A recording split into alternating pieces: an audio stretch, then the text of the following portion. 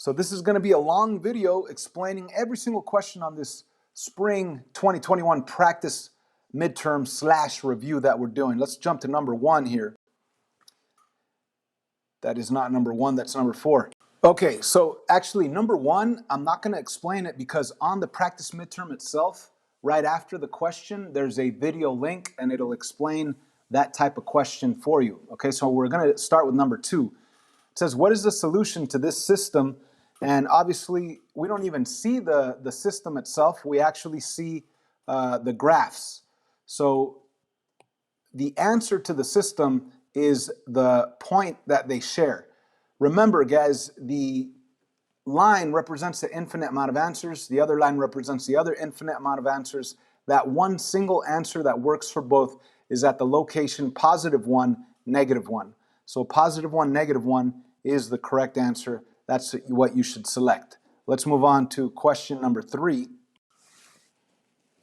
Now, this one's a little bit more interesting. It says, use the diagram to solve the system. So you could, if you wanted to, look at this system and solve it using linear combinations or substitution. But they give you this diagram, so you could identify, like let's look for the 4x minus 2y equals -6.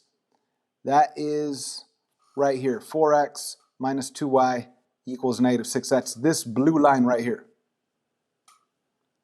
Okay, and let's look at the other one. I want to do it in red. This equation, 2x minus y equals -3. 2x minus y equals -3. That's this equation over here, 2x minus y equals -3. And as you can see, it's pointing to the same exact line.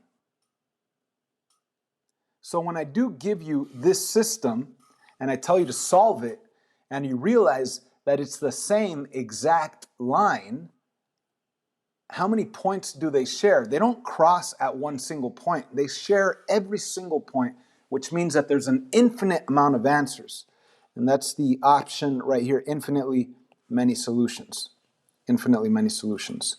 Let's move on to question number 4. Question 4.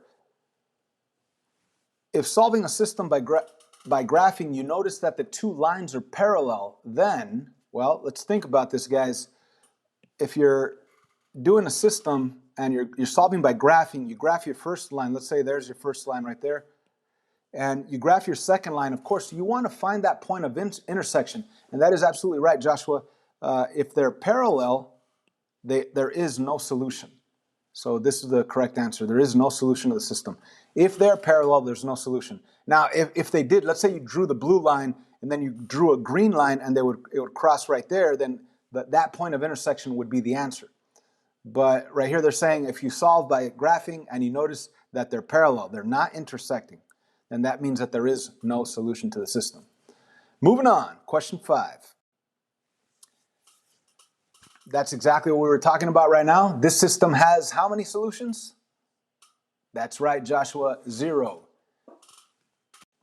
So again, these do not cross. You're trying to find that point of intersection. If they did cross, you would have one answer. But since they don't cross, you don't have any answers. There is no solution, right? There is no solution. Moving on. Right here, we're actually going to have to work. All right, ladies and gentlemen, we're going to have to work right here. And on the quiz, on the midterm itself, you're going to have to type in your answer, or maybe not. I don't know. Maybe it'll be provided to you as a multiple choice. But let's actually do this. This is your system. You want to get either the x's or the y's to eliminate, and you will have to modify maybe one or maybe both equations depending on what you decide to cancel. For example, if you want to cancel out the x's, you see the 3, you see the 5, you would have to change this to a +15 by multiplying everything by 5, and this to a -15 by multiplying everything by -3. Now, that would involve modifying 2 equations, and I think, Joshua, you typed in the correct, easier path, which would be to just modify the top by 3. Now, if I modify the top by 3, right here, 3 times 3, that'll become 9, which will cancel with the -9. So we're going to modify the top equation by multiplying everything by 3. 3 times 3 is 9 with an x. 3 times 3 is 9 with a y. 3 times negative 15 is negative 45. So we have equals negative 45. Now that bottom equation, we're just going to rewrite it. 5x minus 9y equals 3. And ladies and gentlemen, we are now ready to combine those lines. That's why it's called linear combinations, and eliminate the y's. That's why it's also known as elimination method. 9 plus 5 is 14. Of course, with x's, bring down the equal sign, and we will have a negative 42. And this is a simple one-step equation. 14 times x equals negative 42. Divide by 14, and that is right, Joshua. Once again, thank you for participating. X equals negative 3. X equals negative 3. Now, it's not just enough to get one answer. Remember, on a system, you have x's and y's. So take that answer, plug it back into any equation you want to find the other answer. And I'm going to go with the bottom equation. Now, probably the top one's easier, but whatever, I'm going to do the bottom. It says 5 times x minus 9y equals 3. Now notice I put parentheses instead of x, right? Instead of this x, I put parentheses because I want to take the x value of negative 3 and plop it right in there. So I have negative 15 minus 9y equals 3. Now I need to just solve for y. So I add 15, I add 15. I will end up with negative 9y equaling, wow, that looks like a 5, my bad. Add 15, that'll end up equaling 18. Final step, divide by negative 9, divide by negative 9, and you will get y equals negative 2. So your final answer is the coordinate, let me write my coordinate right here, 3 comma negative 2. 3 comma negative 2. If I were to have changed both of these equations to slope-intercept form, y equals mx plus b, and I graph them on an xy plane, they will cross at negative 3, negative 2. Thank you, Joshua. I made a mistake right there. Negative 3, negative 2. Negative 3 is the x value. Negative 2 is the y value. My bad. Thank you so much. Let's move on to the next question. Here we go. It says fill in the blank, and it says solve the system again, and they want you to type in your answer on this practice midterm. Again, I don't think on the actual midterm they're going to make you type in answers. I think on the actual midterm it's just multiple choice and you select the correct answer. Anyhow, this is what I am going to do. I'm going to take this and move it over here, get this out of the way. Now I have plenty of space to show all the work I need to solve this system. All right, so again, linear combinations or elimination method has that title because you ultimately want either x's or y's to eliminate. Now, some of us are thinking, oh, this is a positive 3 and a negative 3. I want to combine those. We see there's a problem here. What is the problem? You have an x over a y. They're not organized. They're not both in standard form. So let's first make sure that they're organized both in standard form before trying to combine and eliminate things. So I need to take this second equation and just switch the order, okay? So the top one, I'm going to leave the same, 3x minus 2y equals 5. Bottom one's going to become a positive 4x with a negative 3y equaling 9. Okay. Now what? Now we need to get either x's or y's to eliminate. So it's up to you if you guys want to cancel out x's. If you want to cancel out x's, you want to change 1 to be a positive 12 and 1 to be a negative 12. Or if you want to cancel out y's, you got a little bit smaller numbers. Yeah, we're going to have to modify both, Joshua. Thank you for your comments and thank you for participating. We're going to have to modify both on the y's also if I want to cancel out y's, but it'll be easier to cancel out y's because this could be changed to a negative 6, this could be changed to a positive 6, or vice versa. But it's totally up to you. I'm going to cancel out y's by multiplying the top equation by a negative 3. That way, this will become a positive 6.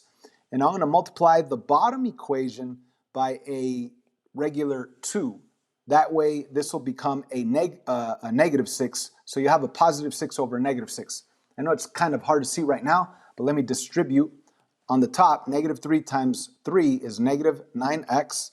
Negative 3 times negative 2y is positive 6y. Negative 3 times positive 5 equals negative 15. And on the bottom one, 2 times 4 is 8 with an x. 2 times negative 3 is negative 6 with the y. 2 times 9 is 18. And as you can see, the y's are now ready to eliminate.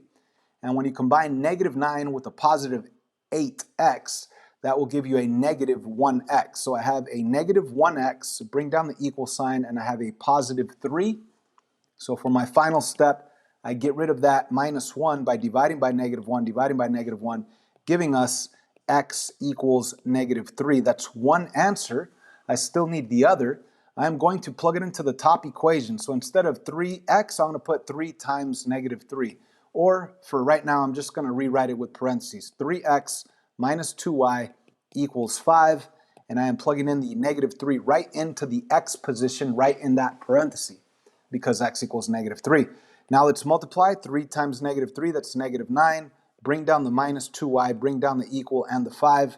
Now let's get y by itself by adding 9. Adding 9, we will have negative 2y equals 14. Final step would be to get rid of that multiplication of negative 2 by dividing by negative 2, giving you your final answer, y equals negative 7. So your x value is negative 3, your y value is negative 7. That's the correct answer for that system. I hope we all remember this. I hope we are all able to do this. Let's move on to the next one. This one's a lot easier. It's dealing with number 8. It's dealing with rules of exponents. And it's this easy, guys. Anything to the 0 power equals 1. That's right, Joshua. So when we look at this thing as a whole, what really has the power of 0? Does everything have the power of 0? No. You see, the negative 2 actually has a power of 1. It's just invisible. The y actually has a power of 1. It's just invisible. So the only real thing that has the power of 0 is the x. This right here, x to the power of 0, that really does become a 1. So you could just scratch it out. I mean, you can show your work if you want. Say negative 2 times 1 times y. The answer is just going to be negative 2y. So I hope we understand that whenever you see anything with the 0 power, you could just scratch it out because it becomes a 1. And when you multiply by 1, nothing changes. So the only things left over are the negative 2 and the y. Your answer is negative 2y. Now, if the whole thing had like a 2xy, all of it to the 0 power, then yeah, for sure, that whole thing would equal 1. But that's not the case here. This is the case that only the x to the 0 power had the, that was the only thing that changes to a 1. And what you have left over is the negative 2 and the y. Let's move on to the next question, question number 9. More rules of exponents here. So when we look at the coefficients, we have the 6 up on top divided by 2 on the bottom, right? 6 divided by 2 is 3, 2 divided by 2 is 1. You don't even really need to put a 1 down there, but that's the coefficients or the numbers in front of the variable in the numerator and the number in front of the variable in the denominator. How about x's? Well, we have 2 x's up here. Remember, x squared is really x times x, so there's 2 of them up there. There's 3 of them down here. So 2 of these x's completely cancel out with 2 of the 3, leaving you 1 left over on the bottom. How about y's? Well, we can't really cancel out y's yet. You need to grab the y to the negative 1 power and move it up, and it'll become y to the positive 1 power. So since I already moved it up, I'm just going to scratch it out. It's no longer at the bottom. It's now at the top, and it's now at y to the positive 1. So what do I have left over as an answer here? Well, we have the 3 up on top. We have y times y. What is y times y? It's y squared. And on the bottom, we have a 1 x to the 1. And you don't have to write 1x to the 1. 1x to the 1 is totally pointless. You might as well just write it as x. And there's your answer, 3y squared over x. These are questions going from, I think it was chapter 7, which was rules of exponents. If you need more help on this, go back in your Google Classroom to that part of the class where we did exponents and we went over the 7 rules of exponents. I think there's going to be a couple more questions on exponents. Here we go. This one is ridiculously easy. X squared over x to the 8th. Now you could, just to give you a better understanding, x squared is really x times x. X to the 8th is really x times 1. 8x is on the bottom. Of course, x's cancel with x's cancel with x's. What's left over? There's nothing left up on top, so you put a 1 up there. And on the bottom, you'll have 6 x's left over. So x to the 6th is your answer, 1 over x to the 6th, which would be the answer none of these in this case. Alrighty. Again, you don't have to expand it like that. You could just be like, okay, I have 2 x's up on top. Both x's cancel with 2 of the 8, leaving me 6 on the bottom. So there's nothing left up on top. 1 over x to the 6th. The 1 over x to the 6th is your answer. Moving on to question 11. More questions with exponents. Okay, so there are no variables to cancel. I don't have x's on top and x's on the bottom, but I do have negative exponents. Negative exponents tell you to move them to the other side and they will become positive. So I will take this z to the negative 3 and move it down here, and it'll become times z to the positive 3. Now, since I already wrote it down there, I could just scratch it out. That way I remember, or I don't make the mistake of thinking it's still up there. What else? The 3 to the negative 2, I'm going to move it up, and that'll become 3 to the positive 2. And there is no symbol between it, so it's going to ultimately be a multiplication of 3 squared times 2. So I'm going to cross that out because I already moved it up. So what do we have left? Let's rewrite it so nobody gets confused. We have 3 squared times 2 with an x over y to the 5th times z to the 3rd. And there are no variables to cancel, but you could actually do 3 squared, which will give you 9, and then 9 times that 2. 9 times 2 is 18. So your final answer should be 18 up on top with an x over y to the 5th, z to the 3rd. Nothing else to cancel, nothing else to do. That is our answer. Where is it at? What the heck? It's another none of these? Well, I guess it is none of these again. None of these are correct. Oh, I hope I didn't make a typo on the practice midterm. If you guys notice that I messed up on the practice midterm, please let me know. I mean, I'm hoping that it's another none of these are correct. Let's move on. Again, more rules of exponents. Now, could we go negative 2 plus 0 plus 3? The answer is no. Why not? Because this is not an x. If it were an x, yeah, if all of them were x's, yeah, you could just go negative 2 plus 0 plus 3 and you'll have your answer, right? But because it's a y, you have to deal with that separately. But then again, it doesn't even matter because y is to the 0 power, and we know that that becomes 1, so I could just scratch it out, right? So it's like if it weren't there, right? So what do I have? I have x to the negative 2 times x to the positive 3. I could move the x to the negative 2 down, or I could just use rule 1 of exponents and simply add the exponent negative 2 plus 3. Negative 2 plus 3 is 1, which would give me the final answer, x equals, or x to the 1 power, or just x, okay? Now, if you're confused, like, what the heck happened? All right, you could take this and move it down and keep this up on top. So you'd have x to the 3rd over x squared. And yes, 2 x's cancel with 2 of those, leaving you 1 left over up on top, which is just x. X is your final answer. I hope we all get it. Number 13.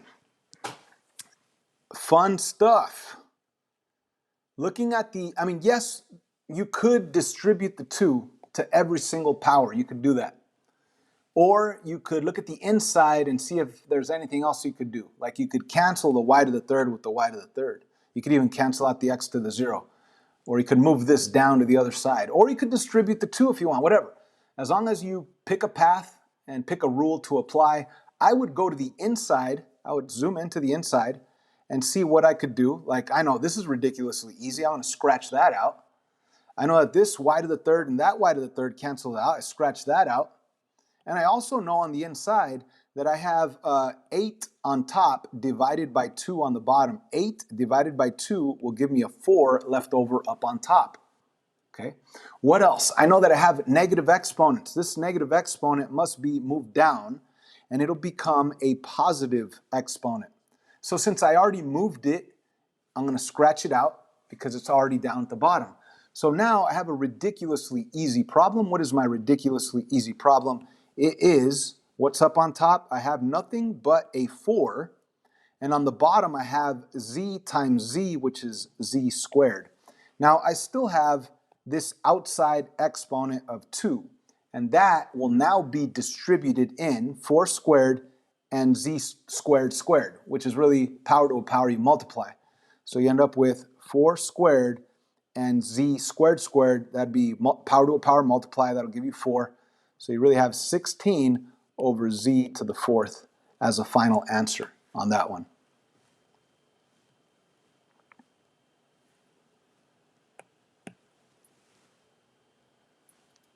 We're going to have some ridiculously easy vocab questions, right? I hope you remember that the leading coefficient is the number that's out in the front when it's in order and when it's in standard form, from highest exponent down to the smallest, down to the constant at the very end. So this obviously is not in order. We need to move the negative x to the third to become the first term. And then we have the x squared. And then we have the regular x. Then we have the constant at the very end. So what is the leading coefficient? It's obviously negative, but remember there's an invisible 1 right there. So the leading coefficient is -1. The leading coefficient is -1. Okay? Moving on. Number 15, state the degree of the above polynomial. Okay, so we have this polynomial, and you need to know the definition of degree. What is the degree? It's the highest exponent. The degree is 3. So the degree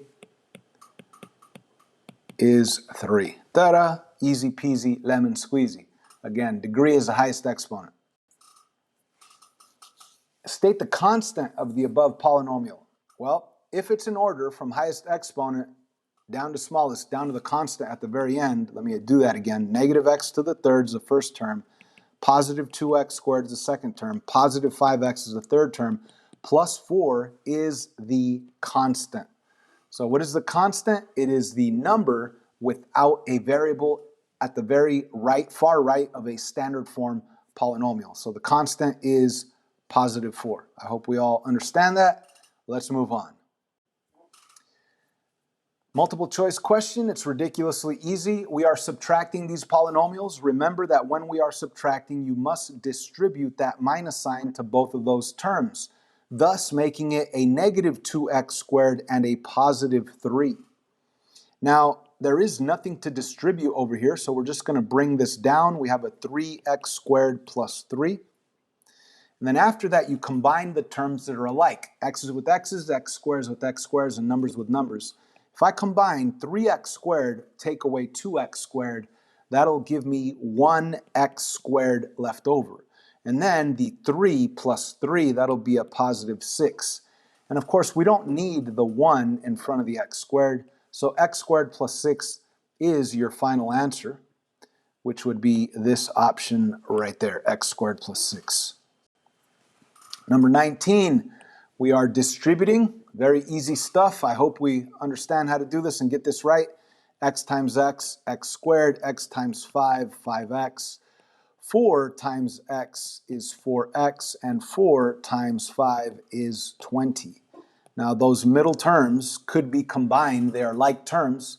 5x plus 4x is a total of positive 9x's. Bring down the x squared, bring down the 20. As you can see, that's the correct multiple choice for number 19. And there is number 19 again. Let's skip that one. Going to number 20. Same deal, distribute, and then combine like terms. Distribute, then combine like terms. The only difference is that right here we have numbers in front of the variables. So 4x times 2x, that is 8, because 4 times 2 is 8. X squared, because x times x is x squared. 4x times negative 1, that's a negative 4x. And now distribute the positive 5. 5 times 2x, positive times a positive is a positive. 5 times 2 is 10, put the x right there. And 5 times negative 1, a positive times a negative is a negative, and we are talking about -5 there.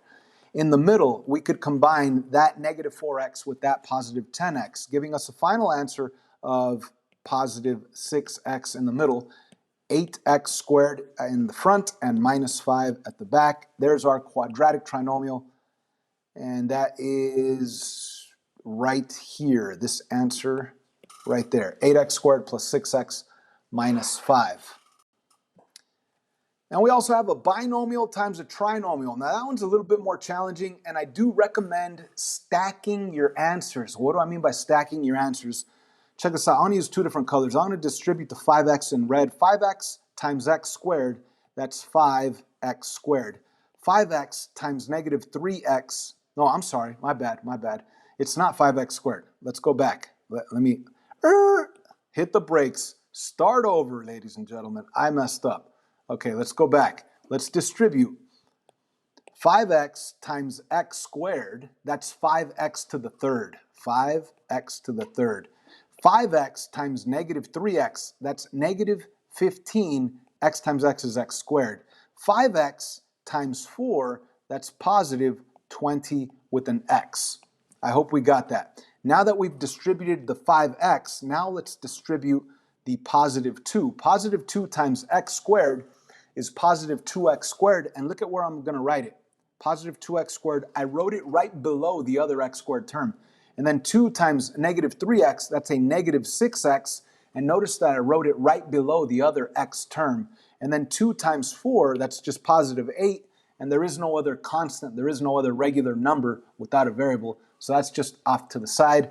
And now that I've stacked them, the red one on top of the blue one, and they're lined up, organized, x squared on top of x squared, x's on top of x's, it's really easy to combine.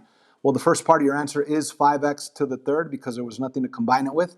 When you combine the -15x squares with the positive 2x squares, that'll give you a -13x squared left over. And when you combine the positive 20x with the -6x, that'll give you a positive 14x, and then the plus 8 at the very end. Ladies and gentlemen, there's your cubic polynomial answer. 5x to the third minus 13x squared plus 14x plus 8, which would be that one right there. Stacking is recommended. Let's move on.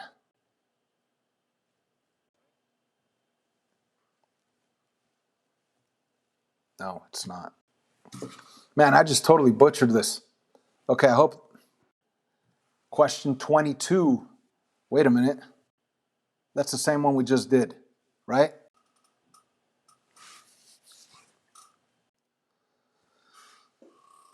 '22.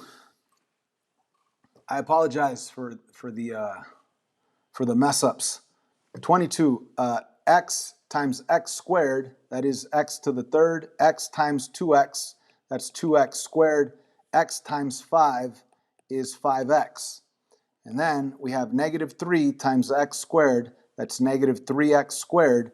-3 times 2x, that's -6x. And -3 times 5, that's -15. Notice that I stacked them. That way I could easily combine the x squares with the x squares and the x's with the x's. First part of my answer is x to the third. Then I have 2 take away 3. That's really a -1 of those x squares.